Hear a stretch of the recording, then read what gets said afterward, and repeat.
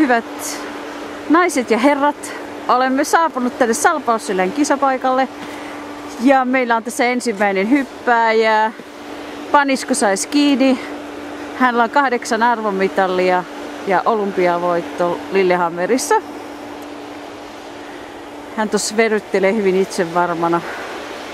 Hän ottaa lähdön tässä varmaan ihan piettain. Nyt.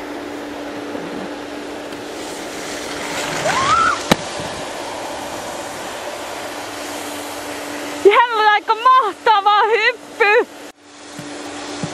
Ja tässä on meillä mäkihyppääjä. Panisko saisi kiinni, hyvät naiset ja herrat. Hänellä on 8 arvomitalia ja 1 Lillehammerin voitto, kultamitalli. Tänään hän yrittää tehdä omaa ennätystään näissä Lahden kilpailuissa. Hyvin itsevarmalta tuntuu nousevan tuonne mäen päälle. Suksiaan tuossa laittelee jalkaansa vielä. Pipoonsa suoristelee. Ja nyt lähtee hän hyppäämään.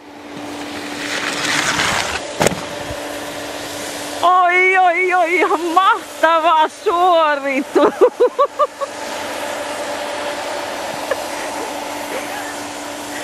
Toi loppu ei kyllä näyttänyt hyvältä. Hän varmaan itkee tuolla mäen alla.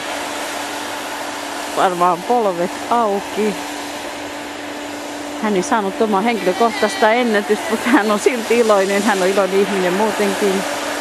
No niin, hyvät Suomen kansalaiset ja katsojat, television katsojat. Meillä on ilo esitellä tänään tämmönen huippurheilija.